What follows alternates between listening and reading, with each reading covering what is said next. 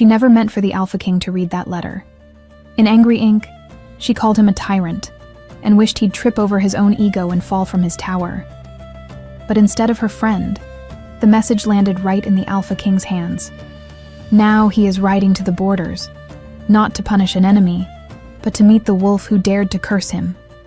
The ink was still fresh when Raella realized her mistake. She stared at the paper on the rough wooden table, the words written in anger pulsing under the faint candlelight, and her stomach twisted.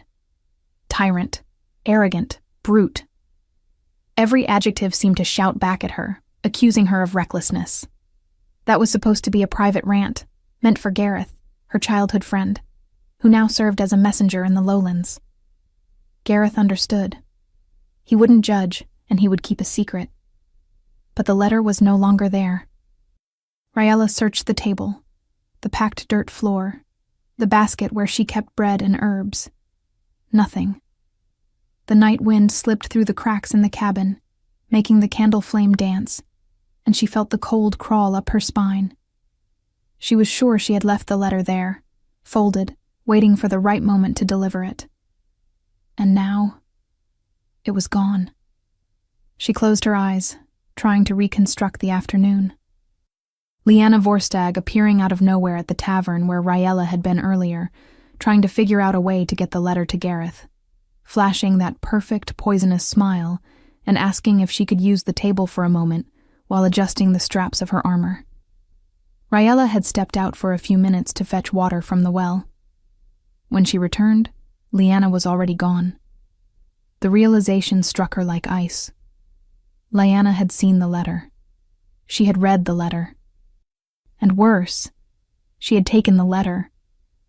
Raella pressed her hands against the table, her nails digging into the wood. 10 years. 10 years since that viper destroyed her chance of joining the Royal Guard. And still it wasn't enough. She still wanted more. She still needed to humiliate her. Outside, the wind howled through the trees, and the wolf inside Raella stirred, restless, sensing something wrong in the air. She shut her eyes, trying to steady her heartbeat. But then she heard it. Footsteps, heavy, steady, deliberate. Not the footsteps of a farmer or a hunter. They were the footsteps of someone who had no need to hide, someone who didn't fear being heard. Footsteps of power. The cabin door shuddered under a hard blow. Raella froze. Another strike, stronger. The wood groaned, and then the door burst open, slamming against the inner wall. The cold wind rushed inside, snuffing out half the candles, and a shadow filled the doorway. Tall, massive, wrapped in a black cloak that moved like a living creature. Raella instinctively stepped back, her hand going straight to the dagger at her belt. But then the light of the full moon slipped through the open door, illuminating the intruder's face, and the whole world seemed to stop. It was him. Lucan Connell, the Alpha King. He stood under the doorframe, filling all the space, and Raella felt the air leave her lungs. She hadn't seen him up close since they were teenagers, but no memory could have prepared her for this, for the man he had become. Dark hair fell in wild waves to his broad shoulders, framing a face that looked carved from cold stone. A sharply defined jaw, a tense jawline, a straight nose, and the eyes. Raella's knees nearly gave out. Eyes the color of steel and silver, too bright, too intense to be ignored. He stepped inside, and the entire cabin seemed to shrink around him. Raella tightened her grip on the dagger, but she knew it was useless. Not against him. Not against an alpha. Lucan lifted his right hand, and between his long, strong fingers was a crumpled piece of paper. The letter. Riella's heart plummeted. "Does this belong to you?" His voice was low, deep, every word dragged out with a slow weight that made the air vibrate. Raella opened her mouth, but nothing came out. She recognized her own handwriting. The letter where she had called him a tyrant. Where she had written that she hoped he would trip over his own ego and fall from the castle tower. where she had written things she should never have put on paper. She swallowed hard, trying to summon a courage she didn't feel. But the words wouldn't come. Lucan took another step. The moonlight outlined the shape of his body, the broad shoulders, the heavy cloak, the cold gleam of the silver clasp at his chest. He didn't look furious. He looked controlled, dangerously controlled. "Your Majesty, it wasn't meant to," Raella stammered, her hands shaking beside her body. "You called me a tyrant." He read the exact phrase slowly, savoring each syllable, his eyes locked on hers like invisible claws. "And you added that you hope I trip over my own ego and fall from the castle tower." Rila slapped a hand over her mouth, horrified. Hearing the words spoken aloud, with that implacable, deep voice, was worse than any nightmare. Lucan stepped closer, and the ground seemed to tremble beneath her feet. There was more. Much more. He unfolded the letter, his eyes scanning it with a calmness that made Raella's blood turn to ice. Arrogant, impulsive, insensitive, cruel. Each word dropped like a stone into the silence of the cabin. He rules as if the kingdom exists to be crushed under his heel, not protected. Tears burned in her eyes, but she blinked them back fiercely. She would not cry, not in front of him. Not now. The letter wasn't for you," she whispered, voice breaking. "But it reached me." Lucan crushed the paper again, the restrained force making the muscles in his forearm bunch under the dark sleeve. "And now I am here." He was far too close now. Close enough that Raella could feel the heat radiating from him, mixed with the scent of burnt wood. The wolf inside her responded instinctively, recognizing his dominance, and Raella had to fight the urge to lower her head, to bow, to submit. No, she wouldn't bow. Not to him. Not after everything. Lucan tilted his head, his gaze tracing her features with an intensity that made her skin burn. "You have courage, Raella Thorne." He spoke her name slowly, as though testing its weight on his tongue. Courage. Or stupidity. Raella lifted her chin, even with her heart pounding so hard it felt ready to burst. "If I were afraid of telling the truth, I never would have written it." Lucan's eyes gleamed, like silver flames lit in the dark. "The truth." He repeated it, his mouth curving into something that wasn't quite a smile. "Then tell me, Raella, look me in the eyes without paper in between. Is that how you see me?" The silence that followed was deafening. Raella knew she should retreat, apologize, make up a lie, beg for mercy. But the rage she had swallowed for 10 years, the injustice, the humiliation of being branded weak, erupted all at once. "Yes." The word came out firm, clear, without hesitation. Lucan didn't move, but the air changed. The space between them thickened, heavy, as if the storm outside had stepped into the cabin. "Yes?" he repeated, his voice still low, but now edged with a sharpness that hadn't been there before. "Yes." Raella stepped forward, defiant, even knowing it was madness. "You rule from afar. You have never stepped in the mud of this village. You have never seen children go hungry while the court dances in glittering halls. Your decrees crush those who already have nothing. Your patrols act like executioners, and if you consider yourself the alpha of everyone, then you should act like one, not just the king of those who live near the fortress." The words poured out in a single torrent, accusations built over years, and Raella couldn't stop. She didn't want to stop. "You surround yourself with nobles who only tell you what you want to hear. But I'm not a noble. I live here. I see what happens. And yes, Your Majesty, to me you are a tyrant." Silence. Absolute silence. Lucan didn't shout, didn't roar, didn't shove or threaten. He just stood there, eyes locked on her, and Raella realized, far too late, that she might have crossed a line she could never return from. But then he did something unexpected. He stepped back. Not much. Just enough for the pressure to ease, for the air to move again. Interesting, he murmured, more to himself than to her. What? Rila whispered, confused. Lucan lifted his gaze, and there was something different in his eyes now. Something she couldn't decipher. No one has ever dared insult me like that, and survived long enough to explain it. Rila's stomach twisted. So, what are you going to do with me? Lucan remained silent for a long moment, his eyes still locked with hers, and Riela felt something shift in the air. The anger she had expected to see wasn't there, nor the coldness, nor the disdain. There was something else. Something ancient.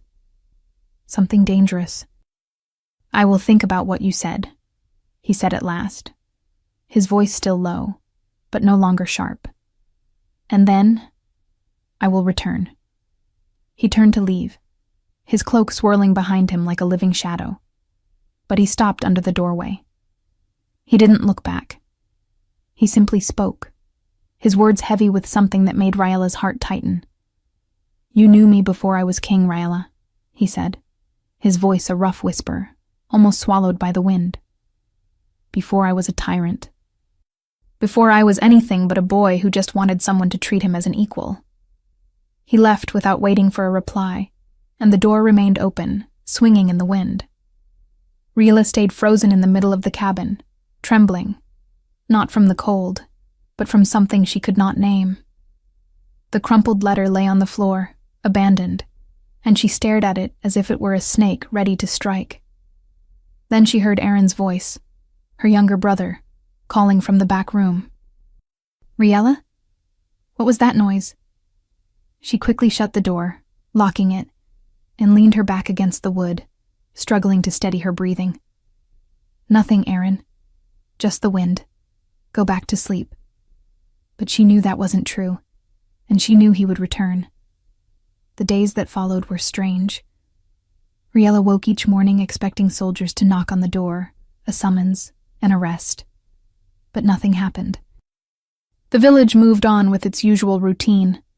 Hunters heading out at dawn, children playing near the well, women washing clothes in the stream. Everything normal, everything ordinary, until it wasn't. On the morning of the third day, Raela woke to anxious voices outside. She stepped out of the cabin barefoot, tying her silver hair into a quick braid, and saw a crowd gathered near the tavern. What's going on? She asked Marin, one of the village healers. Marin turned to her, eyes wide with disbelief. Hunters, from the crown. They arrived before dawn with wagons full of supplies. Grain, jerky, tools, and they said more is coming. Riela felt her stomach twist. From the crown? Yes, and there's more. Marin gripped her arm, her voice lowered, almost disbelieving. They brought healers too. Trained people, with herbs we've never seen here. They said they'll stay for a week to help the sick. Raela looked at the wagons, at the uniformed men unloading heavy sacks, at the women from the village watching with a mix of suspicion and hope. This wasn't a coincidence. It couldn't be. She returned to the cabin, closed the door, and leaned her forehead against the cold wood, trying to process what was happening. He listened. Lucan had heard every word she said. And now, he was doing something about it. But why? The answer arrived 3 days later, in the form of a royal guard warrior knocking on her door. Riela opened it slowly, her heart racing, and saw a tall man in polished armor, the Alpha's sigil engraved on his chest. He held a scroll sealed with red wax. Raela Thorne? His voice was formal, impersonal. Yes. He extended the scroll. A message from the Alpha King. He demands your presence at the castle. Raela took the scroll with trembling hands, breaking the seal. The words were written in firm, elegant calligraphy. I want to know if this is enough. If you approve. If you still consider me a tyrant. Come to the castle at dawn. This is not a summons. It is an invitation. But I expect you to accept. Riella looked up at the warrior. "And if I refuse?" The man didn't smile, but something like respect flickered in his eyes. "Then he said he will come to fetch you himself.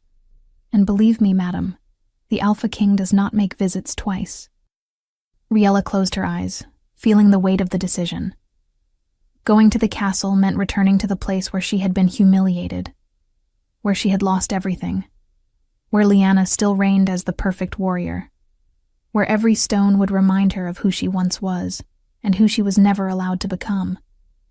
But not going meant leaving every question unanswered, meant never discovering what lay behind the look in his silver eyes when he stepped back from her that night in the cabin. Riella opened her eyes and saw Aaron standing in the bedroom doorway, worried. "I'm going to the castle," she said, more to herself than to the warrior. "At dawn, then." He nodded, turning to leave. "Wait," Riella called. "Why is he doing this?" The warrior paused, without turning.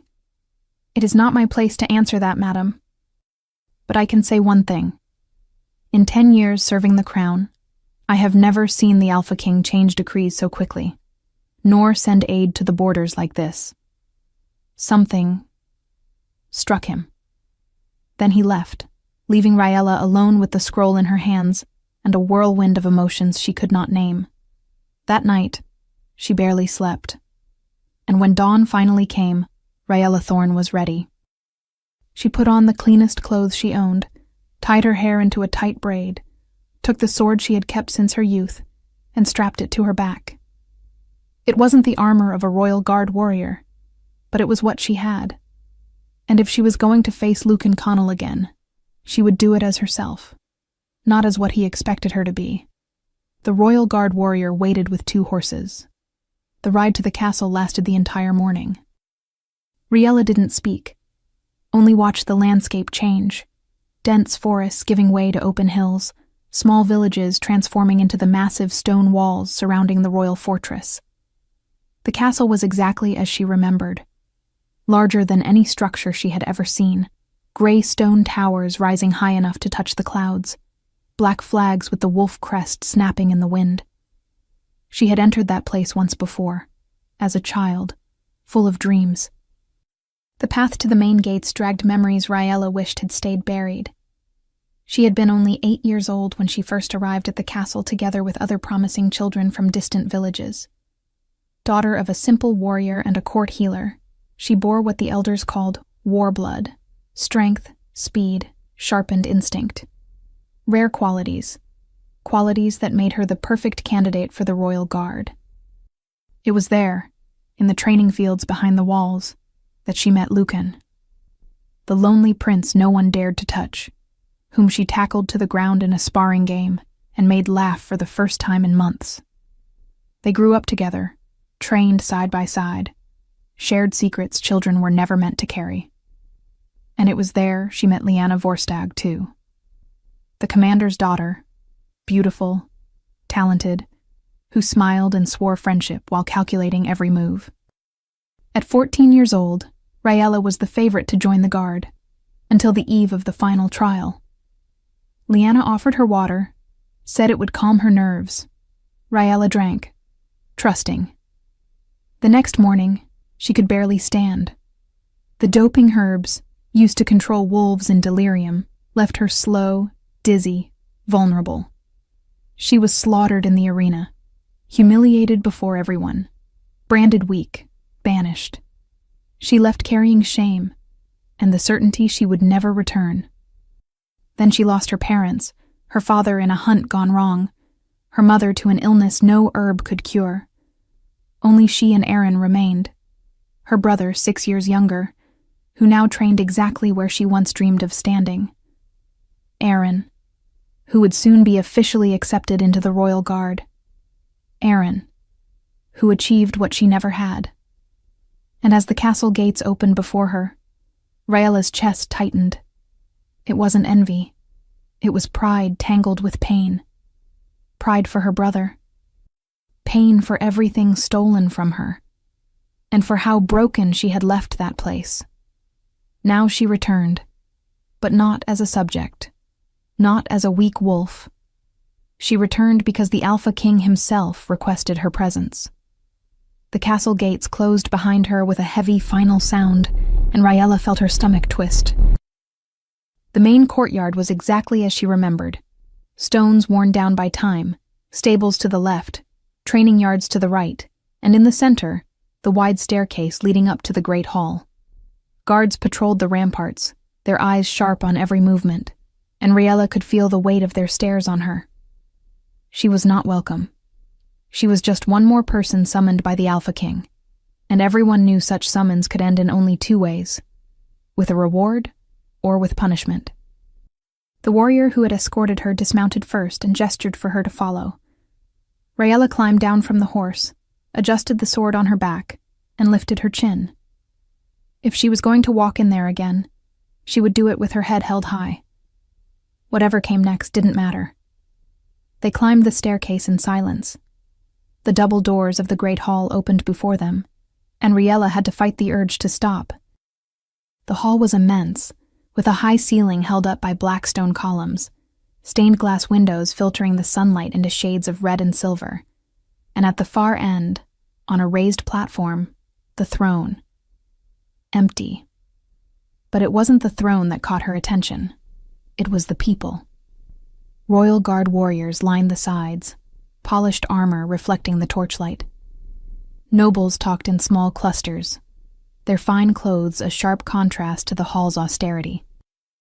And there, near one of the columns, standing as if she owned the place, was her, Lyanna Vorstag. Raella felt anger rise in her throat like bile. Lyanna looked even more imposing than the last time they had seen each other. Blonde hair braided in an intricate style, flawless armor, the posture of someone born to command. And when her eyes met Riella's, a thin smile curved her lips. It wasn't a friendly smile. It was the smile of a predator who had just realized her prey had walked into the trap of her own free will. Raella Thorne. Lyanna's voice echoed through the hall, far too smooth to be sincere. What a surprise to see you here.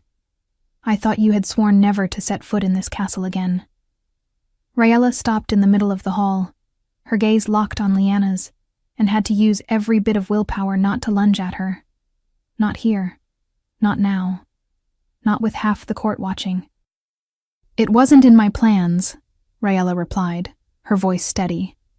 But I received an invitation I couldn't refuse. Lyanna tilted her head, feigning curiosity. An invitation? From the Alpha King? She let out a low laugh, shared by the nearby warriors. How very generous of him. I hope you haven't fooled yourself, dear. Invitations don't always mean what we imagine. Lyanna's eyes gleamed with dangerous satisfaction as she stepped closer to Raella, lowering her voice so only she could hear. You know, it was almost funny when I found that letter in the tavern.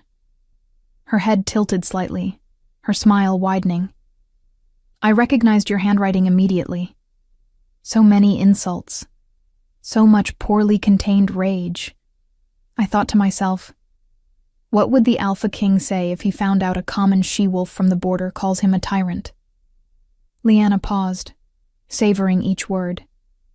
So I took the letter, left it in his chambers with a very clear note explaining who had written those brave words. I thought he would have you arrested, or at the very least, ignore your existence forever. She stepped even closer, green eyes full of malice. But it seems my plan had an unexpected outcome. Her voice dripped poison. Who would have thought the king would be intrigued? That he would go to you? That he would bring you here? Lyanna gave a low laugh, but there was anger under the surface. So yes, Raella, I am the one who delivered your letter. And even so, here you are. But don't fool yourself into thinking that means anything. Raella felt anger explode inside her, her fists clenching so tightly her nails dug into her palms, but before she could answer, a deep voice sliced through the air like a blade. Lyanna. The entire hall fell silent. Raella turned her head, and felt the air leave her lungs. Lucan was coming down a side staircase, emerging from one of the upper corridors. He wore dark clothes, a black linen shirt fitted to his torso, reinforced leather trousers, heavy boots. He wasn't wearing armor, but he didn't need it. His presence filled the room in a way no armor ever could.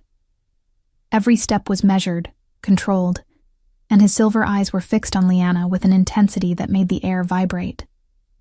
"Your Majesty." Lyanna bowed at once, arrogance replaced by formal submission. Lucan descended the last few steps and stopped a short distance away, but his gaze never left Lyanna. "Rhaella Thorne is here at my request, as my guest." Each word dropped like stone into the absolute silence. "If anyone treats her with anything less than respect, they will answer directly to me." Lyanna lowered her head, but Rhaella saw her jaw tighten, muscles bunching beneath pale skin. She was furious, but she wouldn't dare defy the Alpha King in public. "As you wish, Your Majesty," Lyanna murmured, then stepped back, disappearing among the warriors. Only then did Lucan turn to Rhaella, and when their eyes met, the world around them seemed to vanish. He studied her in silence for a long moment, his gaze taking in her face, the braided silver hair, the sword on her back. There was something different in his expression today. It wasn't the coldness from the night in the cabin, nor that tightly controlled tension. It was something else. Something deeper. Something that made Rhaella's heart beat faster.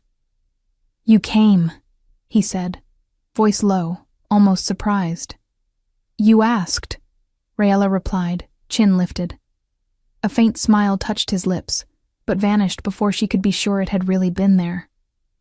"Come with me." He turned without waiting for an answer, and started walking toward one of the side corridors. Rhaella glanced around, feeling all the eyes on her, then followed.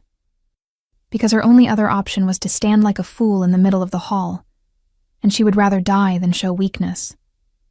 They walked in silence down long corridors lit by torches that cast dancing shadows on the stone walls. Rhaella tried not to look at him, but it was impossible. Lucan moved as if every step were calculated, every motion deliberate. No haste, no hesitation, just absolute control. And for the first time, Rhaella realized how exhausting that must be. Being watched all the time, expected to be perfect all the time, never allowed to fail. They stopped in front of a dark wooden door, and Lucan opened it, gesturing for her to enter first. Rhaella hesitated for a fraction of a second.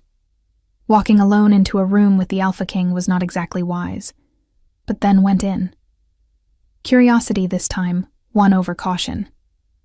The room was wide, but surprisingly simple. A large table covered in maps and scrolls, shelves crammed with books, a lit fireplace warming the space, and a single tall window looking out at the distant mountains. This wasn't a reception hall. It was a working room, the place where decisions were made. Lucan closed the door behind them, and Rhaella felt her heart speed up. He walked to the table, braced his hands on the wood, and stayed with his back to her for a long moment, broad shoulders tense under the dark shirt. Rhaella waited, not knowing what to say, not knowing what to do. Then Lucan turned, and his eyes found hers. "You asked me what I was going to do with you," he began, his voice low, controlled. "And I told you I would think about it." Rhaella nodded, not trusting her own voice. "I thought." Lucan took a step forward, closing the distance between them. "And I reached a conclusion." Rhaella held her breath. "You were right." The silence that followed was deafening. Rhaella blinked, confused, unsure she had heard correctly. "What?" Lucan took another step, and now he was far too close. Close enough that she could see the details in his eyes. The shades of silver, the darker flecks near the pupils, the intensity that made her inner wolf stir, unsettled. "You were right," he repeated, every word clear, without hesitation. "I hadn't set foot in the borderlands in years. I trusted reports, numbers, the words of advisors who never left this castle. I ruled from a distance, and that was a mistake. Ryla parted her lips, but no sound came. She hadn't expected that. Hadn't expected him to admit it. Hadn't expected him to agree. The supplies that arrived in your village? Lucan went on, his eyes still fixed on her. They were the first of many. I ordered patrols to ride through every frontier settlement, healers to be sent out, taxes to be temporarily reduced. But it's not enough. I know that. Because no matter how many changes I command from here, from inside these walls, I'm still far away. I'm still removed. Ryella felt something tighten in her chest. There was pain in those words, pain buried under layers of control, but still there, pulsing just beneath the surface. Then why don't you go? She asked, her voice coming out softer than she had intended. Why don't you visit the villages more often? See things with your own eyes? Lucan let out a short, humorless laugh. Because a king who leaves the castle for too long is seen as weak. Because rival factions are waiting for any opening to strike. Because nobles who smile to my face are ready to drive a blade into my back the moment I show vulnerability. He paused, his eyes narrowing. This kingdom has been in a silent war for a decade, Ryella, and I am the only one keeping it from falling apart. If I leave, everything collapses. Ryella studied him in silence, seeing for the first time the weight he carried. It wasn't just the crown. It was the entire kingdom, the lives, the impossible choices, the loneliness of being the one person responsible for everything. Then tell me this. Lucan took another step, now so close that she had to tilt her head back to keep looking into his eyes. What would you do in my place? If you were the one sitting on that throne, responsible for thousands of lives, with enemies lurking in every shadow, what would you do? Ryella swallowed hard. The question wasn't rhetorical. He genuinely wanted to know. He truly expected an answer. She hesitated, searching for the right words. I would choose someone I trust. Someone who knows the borders, who lives there, who understands what the people need. And I'd give that person the authority to act in my name, to solve problems before they reach the throne. Lucan tilted his head slightly, his eyes gleaming with something that looked like approval. Someone you trust. Yes. Someone who isn't afraid to tell you the truth, even when it hurts. Ryella felt her heart race, because she knew exactly where this was going. Yes. Lucan fell silent for a long moment, just looking at her, and then, slowly, he extended his hand. Then stay. Stay in the castle. Stay as an advisor. Someone who speaks for the people of the border. Someone who isn't afraid to stand against me. Ryella looked at his outstretched hand, at those long, strong fingers, and felt the world tilt around her. He was offering something far beyond forgiveness. He was offering purpose, a voice, power. But accepting meant staying. It meant living in the same castle as Lyanna. It meant being near him every day. Far too near. Why me? She asked, her voice barely above a whisper. Why not some other village leader, or a loyal guard? Lucan didn't answer at once. He kept his hand extended, his gaze locked on hers with an intensity that made the air hum.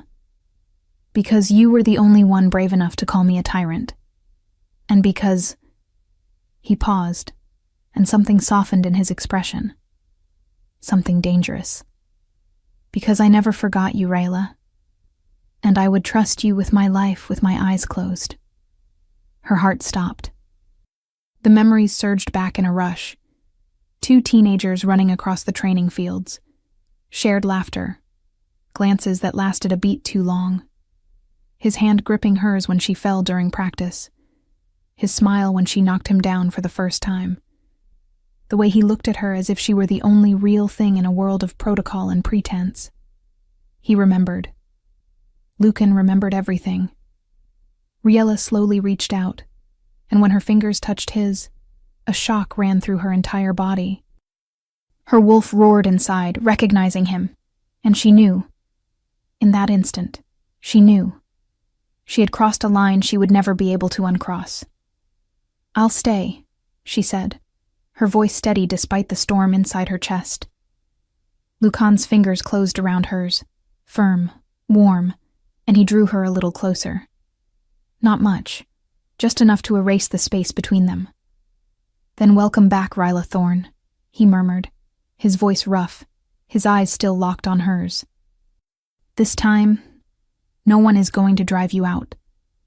Rila felt something crack inside her, something hardened by years of pain and rejection, and in its place, something new began to grow. Something she knew she shouldn't allow, but that it was already too late to stop. Because the Alpha King didn't see her as a weak wolf. He saw her the way she had always wanted to be seen. The days that followed were a whirlwind.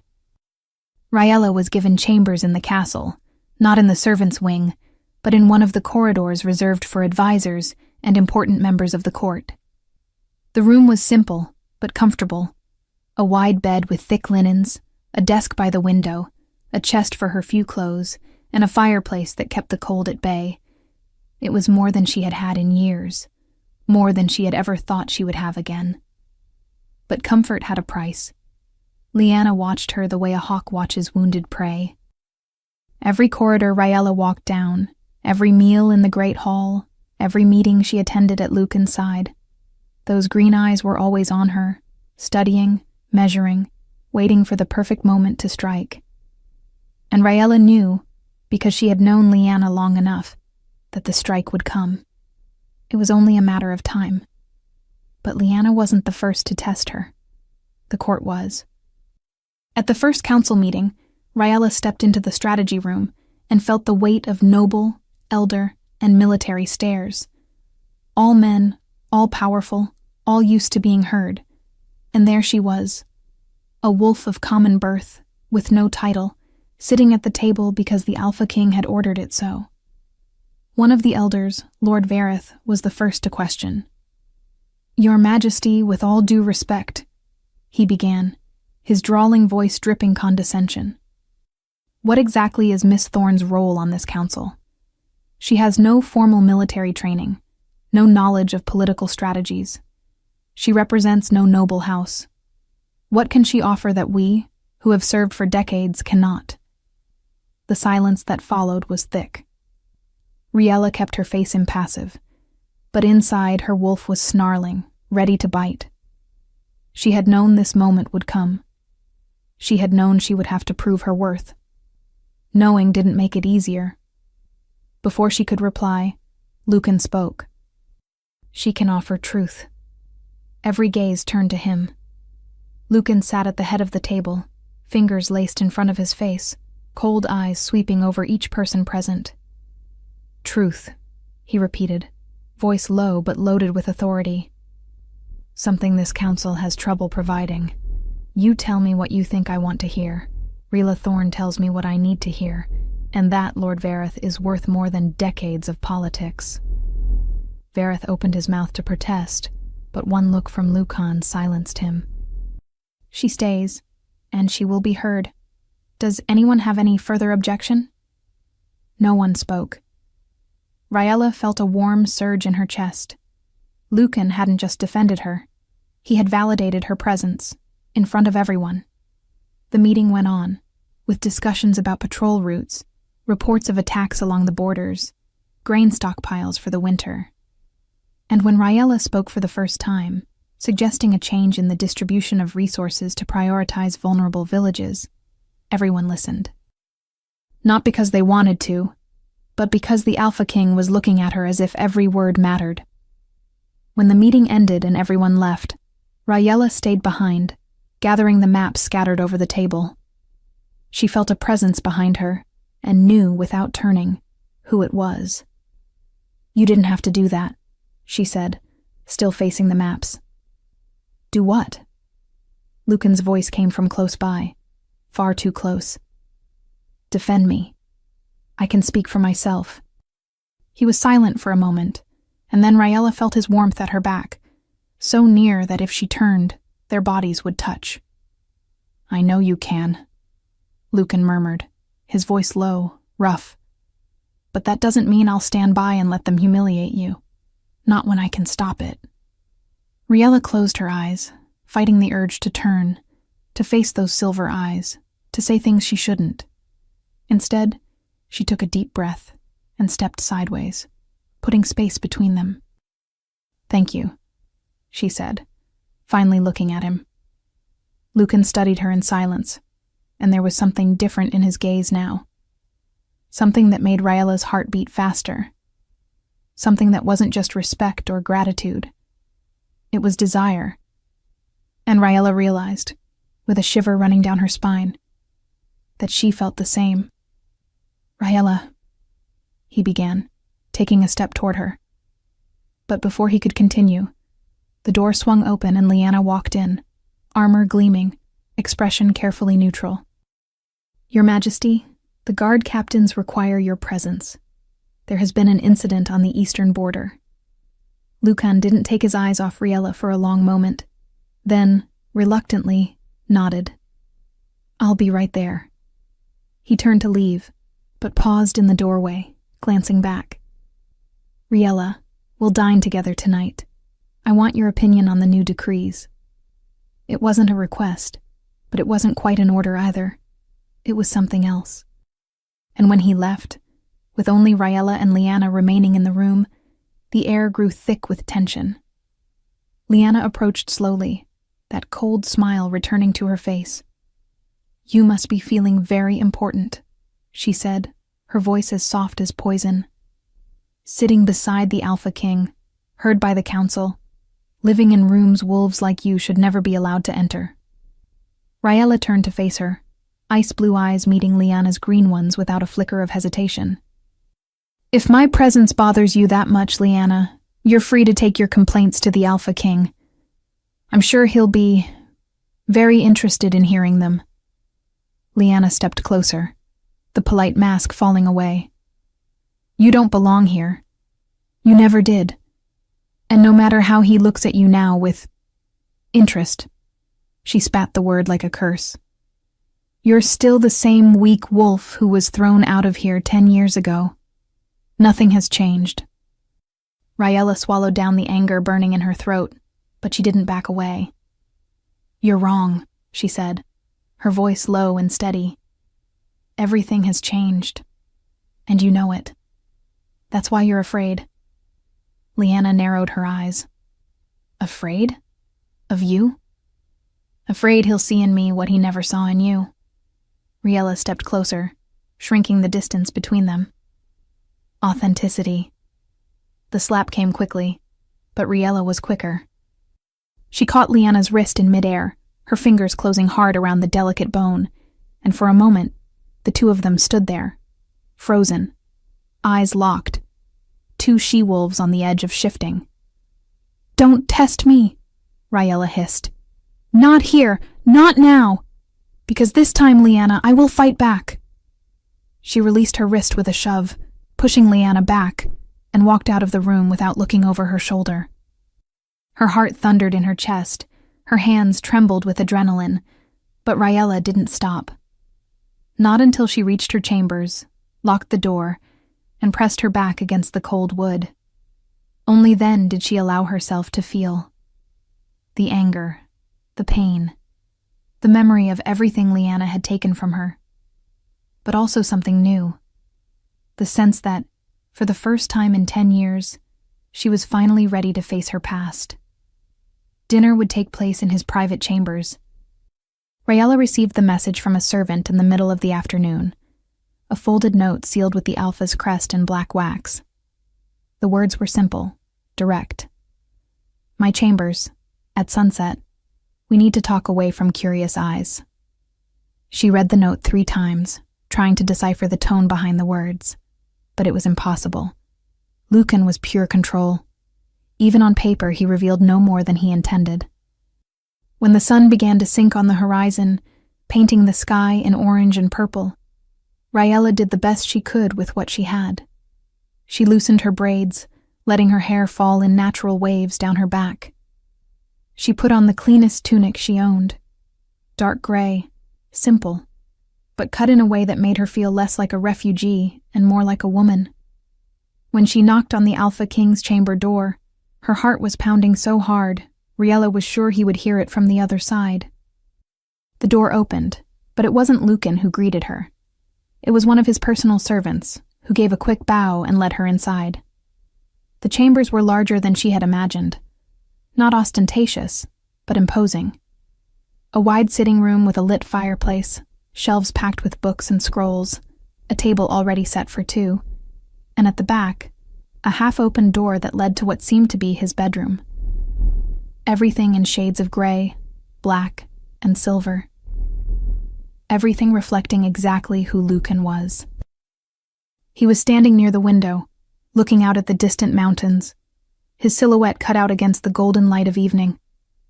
He was dressed more simply than during the day, a black linen shirt, dark trousers, no cloak, no armor. He looked younger like that. When he heard her footsteps, he turned. And for a moment, he just looked at her.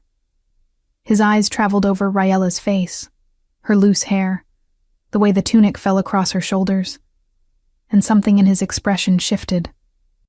Something that made the air grow thicker. "You came," he said, voice low. "You asked," Ryella replied, echoing the words from the day before. A faint smile touched his lips, and then Lucan gestured toward the table. "Sit. I promise I won't bite." Ryella arched a brow. "You're an alpha wolf. Biting is part of your nature." Lucan let out a low, rough laugh, and the sound reverberated in Riella's chest in a way she hadn't expected. "Touché." They sat at the table, and Ryella noticed there were no servants around, just the two of them. The food was already laid out: fresh bread, roasted meat, vegetables, wine. Simple, but plentiful. Lucan poured wine for them both, and when their fingers brushed by accident as he handed her the cup, Ryella felt a jolt of electricity shoot up her arm.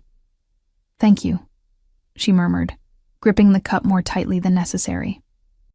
Lucan leaned back in his chair, his eyes still on her, and Ryella realized he had no intention of starting to eat. He wanted to talk, really talk. "Do you remember the first time we saw each other?" he asked suddenly. Ryella blinked, surprised by the question. "In the training grounds. You were 8. So was I." "You knocked me down," Lucan said, and there was something close to amusement in his voice. "Right in front of all the instructors." The prince, flat on his back in the mud, and a silver-haired girl on top of him, laughing. Ryella felt a smile tug at her lips. "You asked for it. You said you wanted to see if I was really strong. And you were." Lucan leaned forward, resting his elbows on the table. "You always were, even when they tried to make you believe the opposite." Ryella's smile faded. The memory of the trial, the sabotage, the humiliation, surfaced like a wound that had never fully healed. "I tried to defend you," Lucan said, his voice turning more serious. "That day, when they threw you out, I went to the masters, to the elders, demanded they give you another chance. But my father..." He paused, his jaw tightening. "My father said a prince does not interfere in merit trials. That if I helped you, it would look like weakness, favoritism. And back then, I still obeyed." Ryella felt something squeeze tight in her chest. He had tried. All these years she had thought he simply hadn't cared. "I didn't know," she said, her voice softer than she intended. "How could you?" Lucan replied. "You left before I could explain. And when I tried to find you afterwards, you were gone, vanished into the forest. And my father died 6 months later. Suddenly I was king. And everything fell apart around me." There was pain in those words. Pain he hid beneath layers of control, but it was there, pulsing just under the surface. Ryella reached across the table without thinking and touched his fingers. Just for a second. A small gesture, but one that meant everything. "You did what you could," she said. "You're still only a man, Lucan, not a god. You can't save everyone." Lucan turned his hand, catching her fingers before she could pull back, and held on. Firm. Warm. "But I should have saved you." The silence that followed was charged. Heavy. Full of unspoken things. Ryella looked at his hand wrapped around hers, at the long, strong fingers, the small scars marking his skin. Marks from battles, from training, from a lifetime serving a kingdom that never gave him rest. "You didn't owe me anything," she said at last. "We didn't owe each other anything." Lucan lifted his gaze, and the intensity in his eyes made Riella's heart stop. "You're wrong." He stood, still holding her hand, and pulled her up with him. Riella obeyed without thinking, her body reacting before her mind, and suddenly she was on her feet, far too close to him, her breath shallow. "I owe you 10 years, Lucan murmured, his voice rough. 10 years you spent thinking you weren't good enough. 10 years believing the world had rejected you. And I let that happen. It wasn't your fault," Riella whispered. But the words came out weak, empty of conviction. "It was." Lucan stepped closer, and now their bodies nearly touched. "Because I knew you were strong. I always knew. And still, I didn't fight hard enough. I didn't push hard enough. And you paid the price." Riella felt tears burn behind her eyes, but she blinked them away, refusing to let them fall. "So what do we do now?" she asked, her voice breaking. "How do we fix 10 years of injustice?" Lucan lifted his free hand and touched her face, his fingers tracing along her jaw, then sliding up to brush aside a stray strand of silver hair that had fallen over her eyes. "We start over," he said, his gaze locked on hers. "Here, now, no lies, no masks, just the two of us." Riella's heart was pounding so hard she could feel it in her temples, her throat, every place her body pulsed with life. His hand was still on her face, warm, steady, and she knew that if she didn't step back now, she would cross a line there'd be no returning from. But she leaned very slightly into his touch, eyes closing for a fraction of a second. And when she opened them again, she saw something shift in Lucan's expression. Something wild. Something that made the wolf inside her recognize the wolf inside him. And then, with visible effort, she pulled away. She took a step back, and the distance between them came back to life. "We should eat," she said, her voice coming out more jittery than usual, "before it gets cold."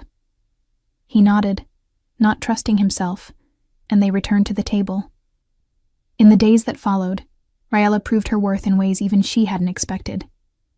When a conflict broke out between two neighboring villages over hunting rights, she was the one who proposed a solution that satisfied both sides, dividing the territory by season instead of by fixed borders.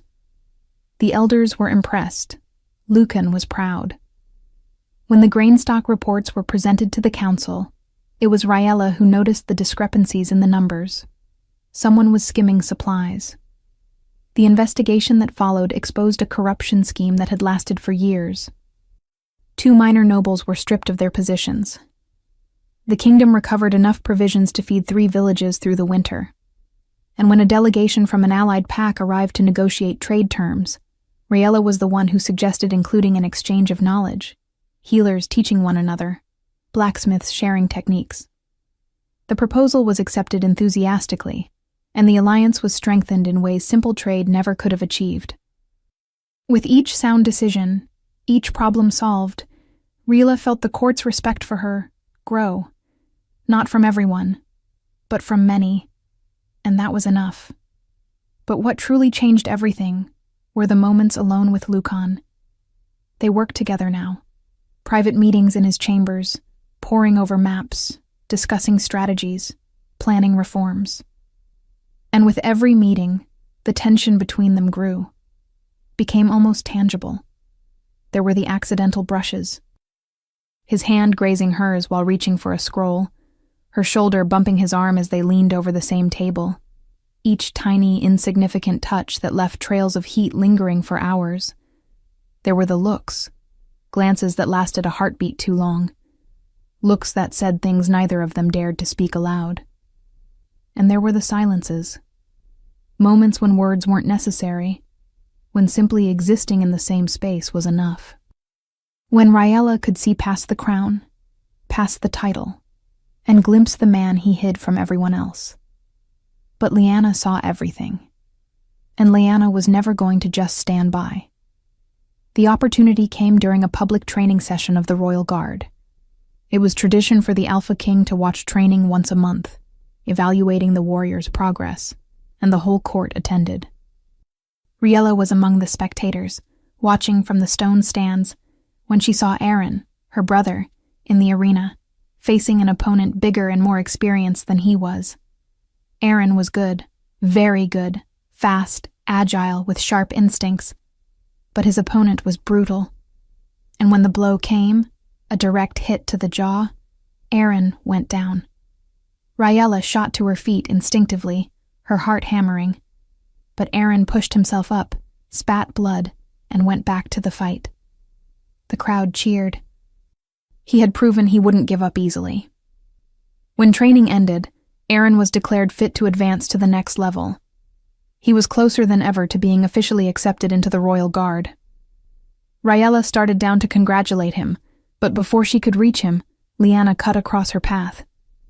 "Impressive," Lyanna said, her green eyes gleaming with something Raella couldn't quite read. "Your brother is strong, maybe even stronger than you were." Raella clenched her fists. "Aaron is going to join the Guard because he deserves it. Not because of favoritism, not because of politics, on merit." "Of course." Lyanna smiled, but there was no warmth in it. "On merit. Just like you're on the council on merit. Not because the Alpha King looks at you like he wants to devour you every time you're in the same room." Raella felt her blood boil. "Careful, Lyanna. Your jealousy is showing." Lyanna stepped closer, lowering her voice so only Raella could hear. "Jealousy?" She let out a low laugh.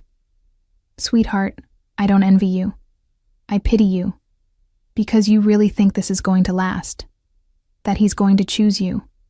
But when the claiming moonball comes, when he has to announce his Luna in front of the whole kingdom, in front of all the elders, in front of every ancient law." Lyanna tilted her head. "Do you honestly think he'll choose a she-wolf with no title, no lineage, nothing but an insulting letter and a few good ideas?" The words cut deep. Deeper than Raella wanted to admit. Because Lyanna was right about one thing. The moonball was coming. And tradition weighed more than desire. Politics weighed more than feeling. And Raella had nothing that made her worthy in the eyes of the kingdom. "Are you done?" Raella asked, her voice cold, controlled. "For now." Lyanna smiled and moved away, leaving Raella alone with thoughts she didn't want to face. That night, Raella couldn't sleep. She stayed awake, staring out the window at the moon slowly waxing in the sky, knowing that in less than 2 weeks it would be full. And on the full moon, the claiming moon ball would take place. Everything changed the next day. Raella was in the inner gardens of the castle, a rare pocket of quiet surrounded by high walls and ancient trees. She needed to think. She needed silence. She found neither. "Running from me?" The voice came from behind her, deep, familiar. And Raella turned to find Lucan standing under the stone arch that opened into the garden. He wore only a shirt and dark trousers, no cloak, no armor, and he looked tired. More tired than she had ever seen him. "No," she replied. "Just thinking." Lucan walked toward her slowly, his eyes studying her closely. About what? Raella hesitated. She didn't want to lie, but she wasn't sure she had the courage to tell the truth. About the moon ball. Lucan stopped a few steps away, his expression tightening slightly. What about it? The whole court expects you to choose someone this year, and that it will be Lyanna, Raella said, the words spilling out before she could stop them. She's perfect on paper, strong, trained of noble blood. She fits every expectation, and She paused, swallowing the frustration threatening to spill over. I don't fit any of them. Lucan was silent for a long moment, simply looking at her, then took another step forward. You think I care what the court expects? You should, Rila replied. You're the king. Your choices matter to everyone. And choosing someone like me, she made a vague gesture, would be seen as weakness. Lucan let out a short, humorless laugh. Weakness, he repeated, as if the word itself were absurd. Raella, you are the strongest person I know, and I'm not talking about physical strength. I mean the strength to survive when everything was taken from you. The strength to return to a place that humiliated you. The strength to stand up to me when anyone else would have bowed. He stepped closer. Close enough now that Raella could feel the heat radiating from his body. If I choose you, it won't be out of charity. It won't be out of nostalgia. It'll be because you are the only one who sees past the crown. The only one who challenges me. The only one who makes me want to be better. Raella's heart thundered, his words echoing inside her like distant thunder. And if the kingdom doesn't accept it? Then the kingdom will have to learn to accept it, Lucan said, his voice low, firm. Because I am not letting politics decide who I spend the rest of my life with. Raella opened her mouth to answer, but no words came. There were no words for what she felt in that moment. Only a whirlwind of emotions she couldn't name. Lucan raised a hand and touched her face, his fingers sliding along her jaw the same way they had that first night at dinner. You still haven't figured it out, have you, Raella? He murmured, his silver eyes burning with intensity. You've always been the choice. Always. And then he leaned in. Raella felt the world slow down, his face drawing closer, those silver eyes locked on hers, his warm breath brushing her lips. For a heartbeat, panic swallowed her. All the doubts, all the fears, every voice inside screaming that she wasn't worthy, that she didn't deserve this, that she wasn't ready. She pulled back, turning her face at the last second. But Lucan didn't let her go. The hand on her face slid to the back of her neck, his fingers tangling in her silver hair, firm, possessive. His other hand found her waist, pulling her back to him, erasing whatever distance she'd tried to create. Why are you running from me? His voice was hoarse, thick with frustration, and something deeper. His silver eyes burned into hers, demanding truth. Do you feel nothing for me? Or are you lying to yourself?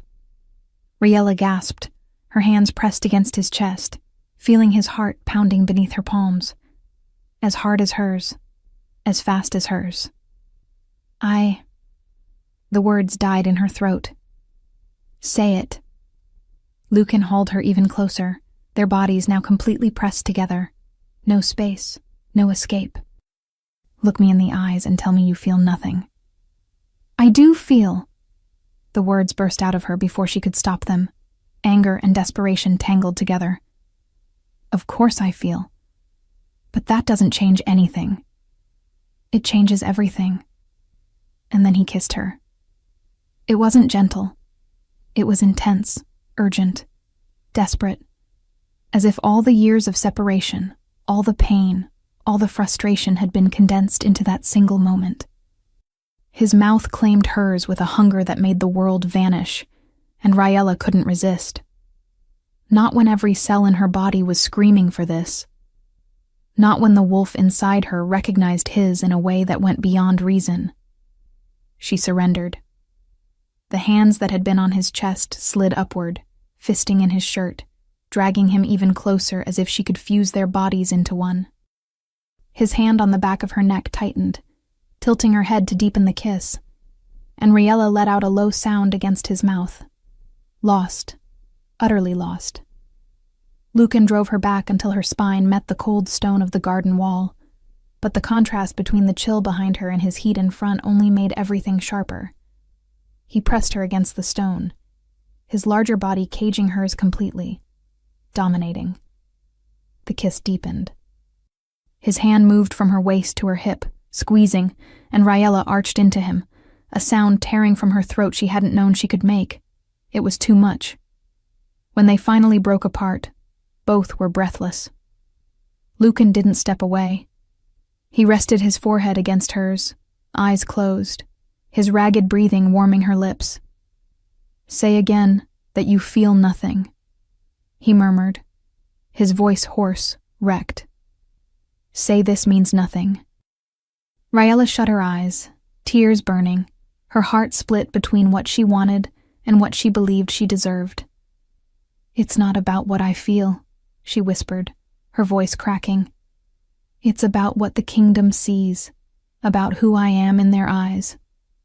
Lucan pulled back just enough to look her in the face. "And who do they see?" "The weak she-wolf who was thrown out of here 10 years ago." The words came out bitter, raw. "Someone who doesn't deserve to stand at your side. Someone who—" "Enough." Lucan cupped her face in both hands, forcing her to meet his gaze. "Enough believing the lies they put in your head. Enough letting the past define who you are now." "But that's how they see me," Riella insisted, the tears finally spilling over. "And until I prove them wrong, until I show them I'm more than that girl humiliated in the arena, I can't accept this. I can't accept you."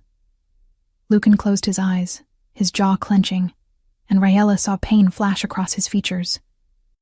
"You think I care what they think?" he asked, his voice low, wounded. "You think their judgment weighs more than what I feel for you?" "It's not about what you feel." Riella touched his face, her fingers trembling. "It's about what I need to feel. I need to know I've earned my place, that I deserve it, that I'm not here out of mercy or out of childhood memories." Lucan opened his eyes, and there were so many emotions in them Riella could barely stand it. "Then what do you want from me?" he asked, and there was desperation in the question. "What do I have to do for you to believe me?" "Nothing," Riella said, stepping away from him, putting distance between them because if she stayed close, she'd fall apart. "This isn't about you. It's about me. About what I need to prove, to the kingdom, to myself." She turned to go, but his voice stopped her. "Then prove it." Riella froze, not looking back. "What?" "Prove it," Lucan repeated, his voice thick with restrained emotion. "Show the kingdom who you really are. Show them the woman I see, the warrior, the leader, the force that refuses to bow." He paused, and when he spoke again, his words were almost a whisper. "But Riella, don't make me wait forever." Riella left the garden without answering, because she didn't trust her own voice. Because she could still taste him on her lips, still feel his heat against her body, still feel the imprint of his hands on her skin. And that night, alone in her chambers, her fingers brushing over lips swollen from his kiss, she understood the truth. She loved him. She loved Lucan Connell in a way that went beyond attraction, beyond nostalgia, beyond any logic. But love wasn't enough. Not in this world. Not in this kingdom. If she wanted to stand at his side, she would have to earn her place. Not with words, not with counsel, but with actions the entire realm would be forced to acknowledge. And she would do it, no matter the cost. The opportunity came sooner than she expected. 3 days later, during an emergency council meeting, news arrived. A rival pack had crossed the kingdom's borders and attacked a supply caravan in the eastern region. There were injured. There were dead. And among those in the caravan, was Aaron. Ryla felt her blood turn to ice.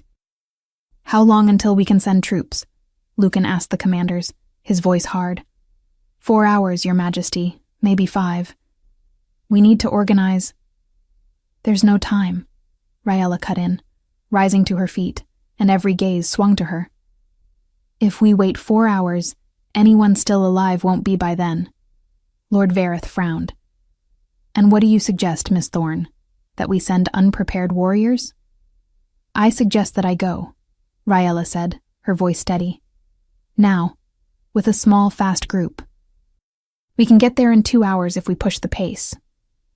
The silence that followed was heavy. Lyanna spoke first, her voice dripping false concern. With all due respect, Ryla, you're not a fully trained warrior. Going to the front like that would be suicidal. Ryla turned to her, her eyes like ice. My brother is out there. I'm going to get him, with or without permission. Lucan stood, his expression dark. No. Ryla spun toward him, stunned. No? No. Lucan repeated, his gaze locked on hers with scorching intensity. You're not going alone. If you go, I'm going with you. The council erupted in protests. The Alpha King couldn't go to the front. It was too risky. It was reckless. It was enough. Lucan's voice sliced through every other, and silence dropped back into place. Prepare the horses. Ryla and I leave in 10 minutes. Anyone who wants to come with us, meet us in the stables. Anyone who doesn't, stay and pray we return. He left the chamber without waiting for a reply, and Ryla followed. But when they reached the empty corridor, Lucan caught her by the arm, turning her to face him. Don't do this, he said, his voice low, rough. Don't throw yourself into danger for my brother? Ryla finished, yanking her arm free. He's all I have left, Lucan. I'm going after him, and you're not going to stop me. Lucan clenched his jaw, and for a moment, Ryla thought he would forbid her by force. But then he sighed, running a hand through his dark hair. Then at least let me protect you. Ryla looked at him, saw the genuine worry in those silver eyes, and felt something melt inside her. Fine, she said softly. Together then. Lucan nodded, and together they went to prepare for the fight. The ride was brutal. 16 warriors joined them, Lyanna among them, because refusing would have meant admitting cowardice. They rode through the forest, pushing the horses past their limits, and with every minute that passed, Ryla felt fear tighten more sharply in her chest. Aaron was out there, wounded, maybe dying. And if they did not get there in time? No. She could not think about that. She could only ride. Lucan was at her side, his face set in concentration, but every now and then his gaze slid to her, checking, making sure she was all right. And every time their eyes met, Ryla felt the echo of that kiss. His taste still burned on her lips. The feel of his hands on her body still seared her skin. But this was not the time for that. This was the time for war. They reached the site of the attack when the moon was at its highest point in the sky. The smell of blood hit Ryla before she even saw the carnage. Iron, death, terror. The caravan was in ruins, wagons overturned, supplies scattered, bodies on the ground. And there were still rival wolves there. 6 of them, huge, shifted, surrounding the survivors who were huddled behind improvised shields. Among the survivors, Ryla saw Aaron, standing, bleeding, holding a broken sword, shielding 3 children behind him. Her heart almost stopped. Now! Lucan roared, and the order echoed through the forest. The warriors leaped from their horses in motion, shifting into half-wolf forms before even hitting the ground. Ryla jumped, feeling the change tear through her, bones cracking, muscles expanding, claws sprouting. It was not a full shift, but it was enough to fight, enough to kill. She hit the first rival wolf before he could react, claws ripping into his flank, teeth finding his neck. Hot blood burst into her mouth, and she spat it out, already turning to the next. The battle was pure chaos. Riella fought like she had never fought before. Every movement was instinct, every strike survival. She guarded the wounded, tackled a wolf that tried to drag a child away, dodged an attack that would have torn out her throat. And then she saw Lyanna. Lyanna fought with deadly precision, every move calculated, perfect. But her eyes were on Riella, watching, measuring. And when a rival wolf turned to attack Riella from behind, Lyanna saw it, and she hesitated, just for a second, long enough for the wolf to leap.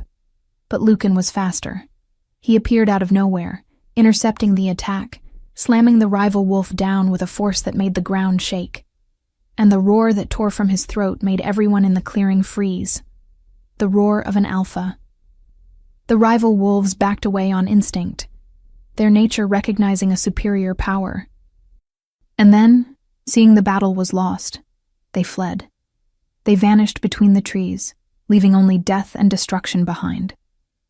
Riella dropped to her knees, the shift reversing, her body shaking from exhaustion and adrenaline. She was covered in blood. Hers, the enemy's. She did not know. Everything hurt. Everything burned. Riella! It was Aaron. He ran to her, dropping the broken sword, and wrapped her in a hug that nearly knocked her over again. "You're insane!" he yelled, laughing and crying at the same time. "Completely insane! What were you thinking coming here?" Riella gripped her brother tightly, feeling the tears finally fall. "I was thinking about coming to get you, idiot." But then a shadow fell over them, and Riella lifted her eyes to find Lucan standing there. He had returned to human form, but his eyes still glowed with the yellow of the wolf, and they were fixed on her with an intensity that made the air vibrate. "You're hurt," he said, his voice coming out rough, far too controlled. Riella looked down and saw the deep gash on her arm, blood running down her pale skin. She had not even noticed. "It's nothing." "Nothing?" Lucan's voice rose, and suddenly he was kneeling in front of her, his hands holding her injured arm with a gentleness that clashed with the fury in his eyes. "You could have died. That wolf was about to tear your throat out if I hadn't—" He stopped, closing his eyes, his jaw clenching violently. Riella touched his face with her free hand, forcing him to look at her. "But I did not die. I'm here. I'm fine." Lucan opened his eyes, and what she saw there stole her breath. It was not just concern, not just fear. It was despair.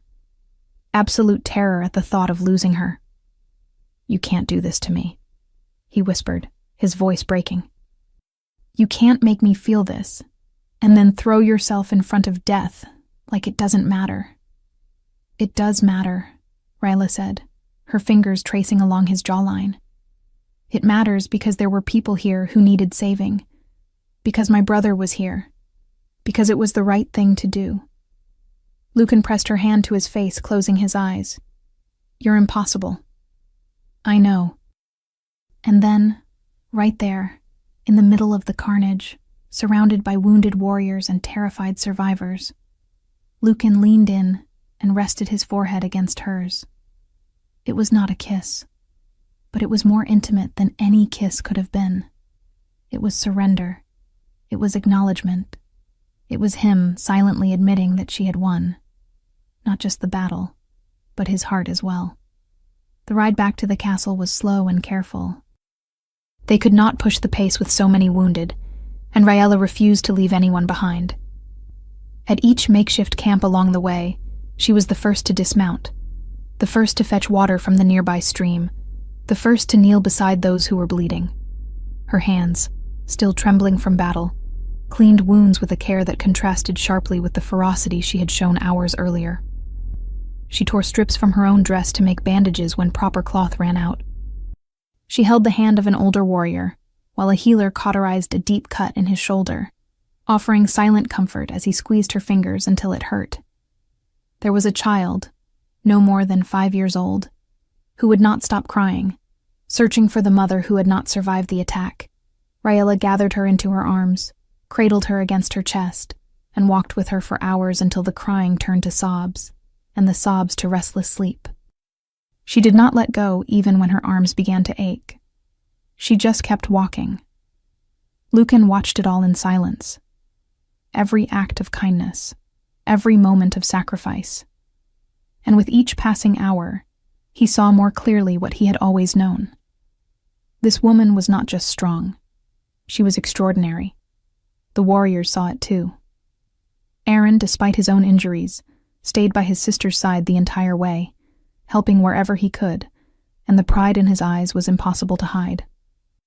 Other warriors of the guard, some who had doubted her before, some who had laughed when she arrived at the castle, now looked at her with something close to reverence. When they finally passed through the castle gates, a crowd was waiting for them. Nobles, servants, guards, all eager to know what had happened. And when Lucan dismounted and turned to help Raella down, the gesture did not go unnoticed, nor did the look they shared, nor the way his fingers lingered on hers a heartbeat longer than necessary. The entire court saw it, and the entire court understood, but Raella knew that seeing was not the same as accepting, and there was still something she needed to do, a truth that needed to be brought into the light. 3 days later, she entered the elders' hall with a scroll in her hands and determination in her eyes. "I demand a hearing," she said, her voice echoing through the silent chamber. The elders, veteran wolves who served as the kingdom's supreme council, watched her with expressions ranging from surprise to curiosity. "On what matter, Miss Thorne?" asked the eldest Elder Dravos. "On an injustice committed 10 years ago. On sabotage. On how I was branded a weak she-wolf based on lies." The silence that followed was absolute. Raella unrolled the scroll, the testimony of a healer who had served at the castle at the time, who had seen Lyanna preparing the mixture of dopant herbs, who had been too afraid to speak back then, but who now, seeing Raella's return, had found the courage. There was more. Records of herbs that had gone missing from the infirmary on the exact eve of the trial. Witnesses who had seen Lyanna near Raella's quarters that night. Piece by piece, Raella laid out the puzzle that had shattered her life a decade before. And when she finished, the chamber was in an uproar. Lyanna was summoned. She denied everything at first, but when confronted with the evidence, when other warriors began to step forward with their own suspicions, the mask cracked, then shattered completely. "She didn't deserve it," Lyanna screamed, all composure gone.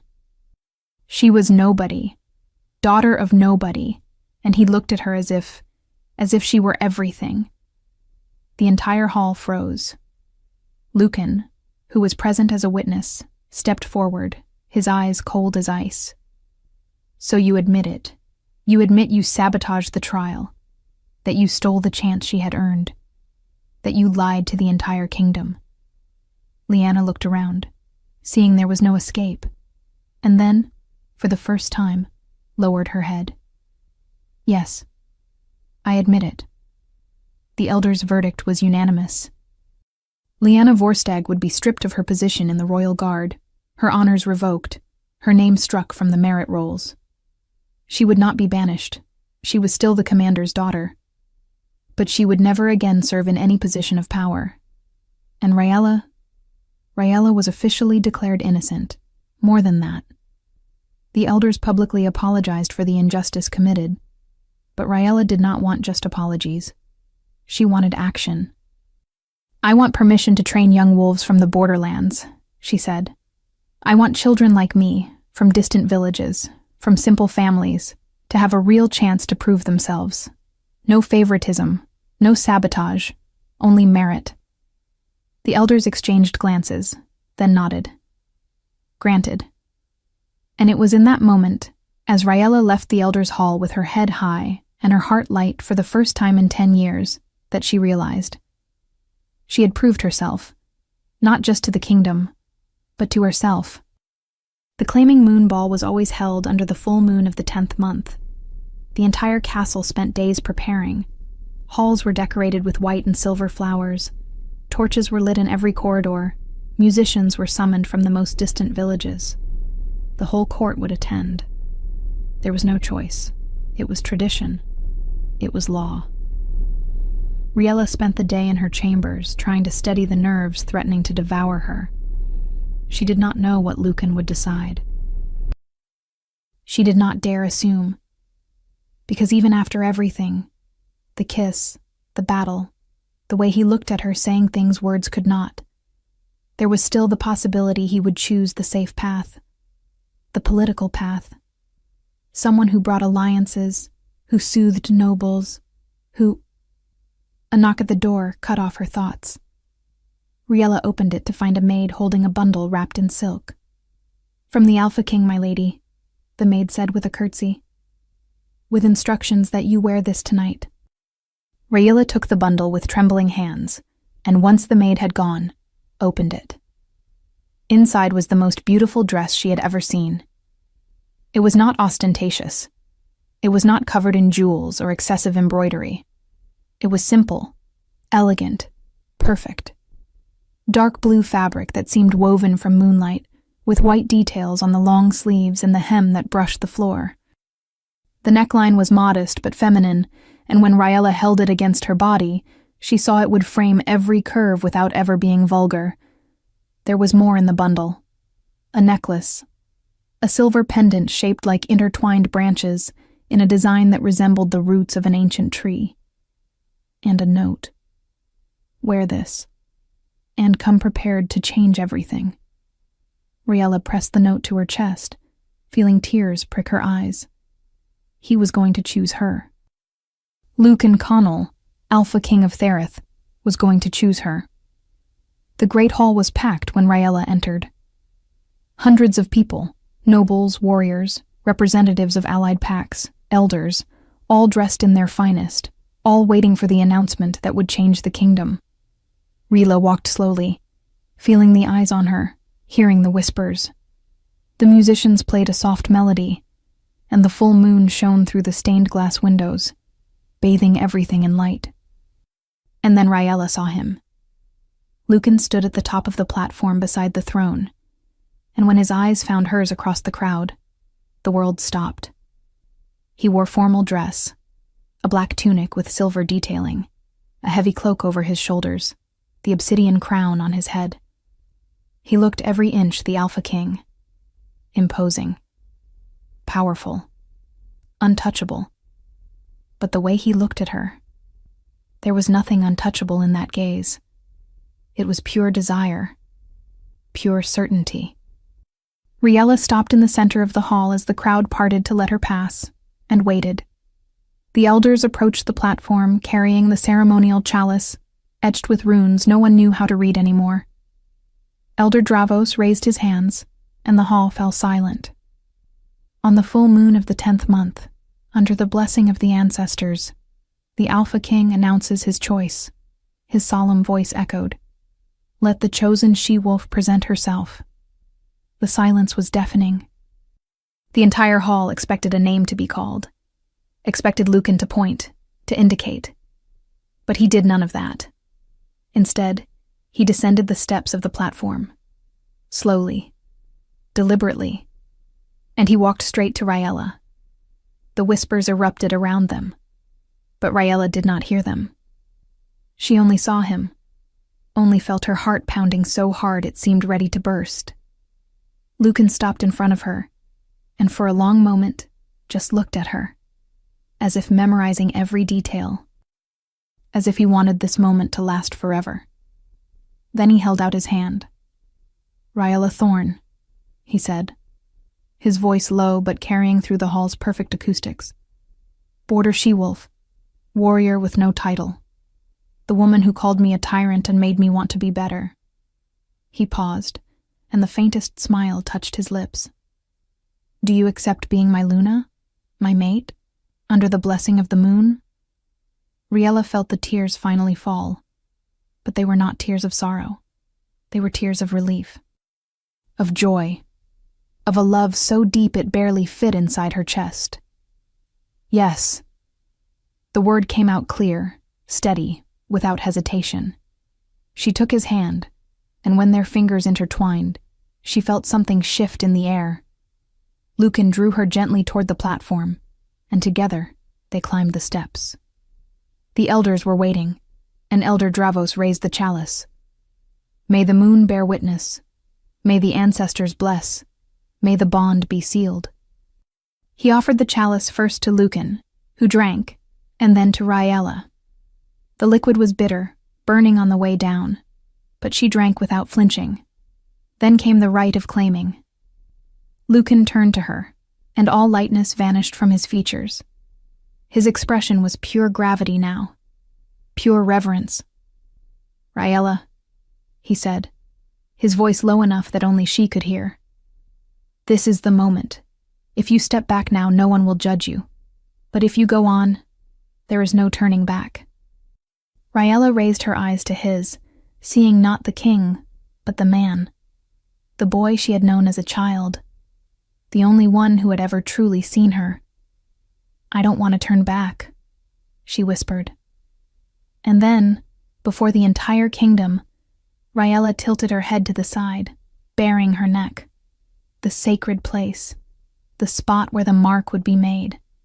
It was the most vulnerable gesture a she-wolf could make. It was surrendering completely, not out of submission, but out of choice, out of love. The whole hall held its breath. Lucan cupped her face in his hands, his thumbs brushing her cheekbones, and for a moment he simply looked at her, as if making sure, as if giving her one last chance to run. But Raella did not move away.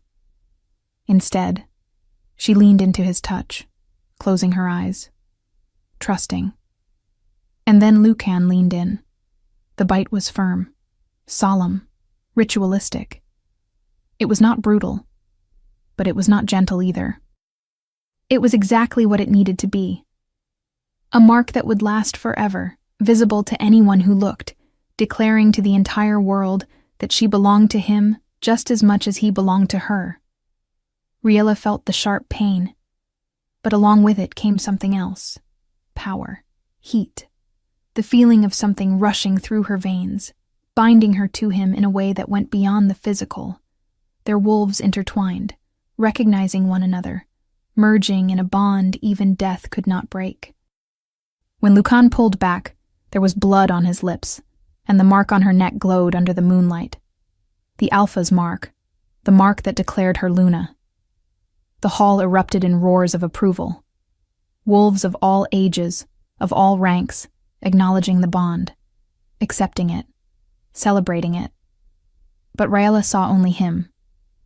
Lucan wiped the blood from his lips with his thumb and then, with a tenderness that contrasted with the intensity of the moment, leaned in again. This time, it was not a bite. It was a kiss. Soft, deep, triumphant. A kiss that sealed not just their union, but the rebirth of two lives that had waited far too long to find each other again. The crowd roared even louder, but Raella barely heard it. She was lost in him, in his taste, his warmth. The absolute certainty that this was exactly where she had always been meant to be. When they finally broke apart, Lucan rested his forehead against hers, his eyes closed, a real smile, the first she had seen in so long, curving his lips. "Welcome, Luna Raella," he murmured, "my wolf." Raella smiled through her tears. "Welcome back to my heart, Lucan," she whispered, "where you never truly left." And as they turned to face the kingdom together, hands entwined, Raella saw something she would never forget. Warriors bowing, nobles inclining their heads. And even those who had doubted, who had questioned, who had called her unworthy, even they acknowledged her now. Because she had not earned her place through lineage, not through title, not through politics.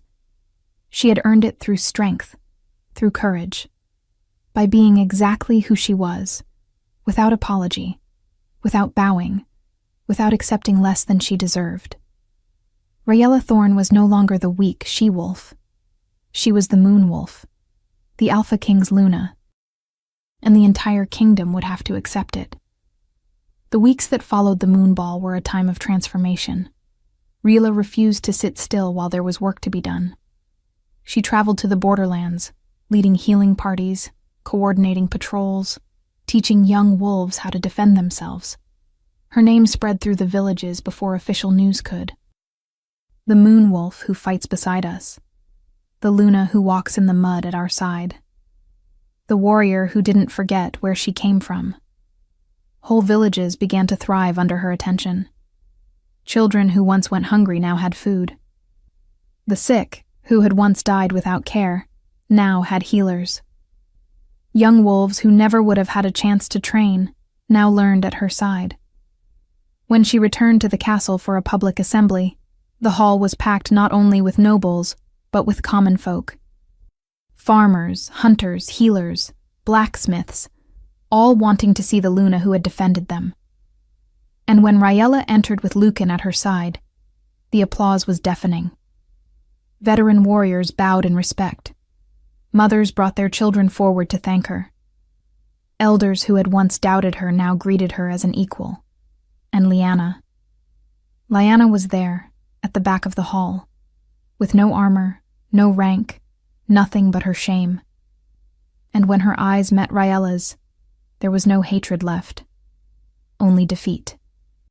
The recognition that she had lost, not just Lucan, but the chance to become something greater than her own ambition had ever allowed.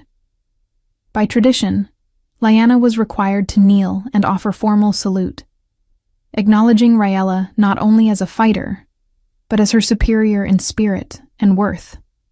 It was a rare gesture, humiliating, but necessary. And there, before the entire kingdom, Lyanna knelt. She bowed her head, and she acknowledged. Raella looked at her for a long moment, and then did something no one expected. She held out her hand. "Stand up," she said, her voice clear. "You were wrong. You paid the price. But the past is gone. Now choose. Do you want to be defined by what you did, or by what you can still become?" Lyanna lifted her gaze, stunned, and for a moment it seemed she would refuse. But then, slowly, she took the offered hand, and stood. Not as a friend, not as an ally, but as someone who had been given a second chance she did not deserve, but that maybe, just maybe, she could learn to honor. That night, Raella was on the private terrace of the royal chambers, staring up at the stars, when strong arms wrapped around her waist from behind. "What are you thinking about?" Lucan murmured against her neck, his lips brushing the mark he had left there. Raella leaned back into him, feeling the warmth of his body envelop her completely. "About how everything has changed. About how 6 weeks ago I was in the forest alone, taking care of Aaron, with no idea that I had always loved you." Lucan finished, turning her gently to face him. Raella lifted her eyes to his, so full of emotion she could not name it out loud. "Yes, that." Lucan smiled, that real, rare smile he wore only for her, and cupped her face with tenderness. "I spent 10 years trying to fill the void you left behind. Nothing worked. Because there was no one like you, no one who made me feel alive." He leaned in, pressing his forehead to hers. "You called me a tyrant, and you were right. I was. But you made me want to be more, to be better, to be worthy of you." Raella pressed her hand to his chest, feeling his heart beating strongly beneath her palm. "You were always worthy. You were just lost, like I was. And now?" "Now." Raella smiled, rising up on her toes. "Now we're exactly where we're meant to be." And when they kissed there under the stars, there were no more doubts, no more fears. There was nothing left but the two of them, and the love that had survived time,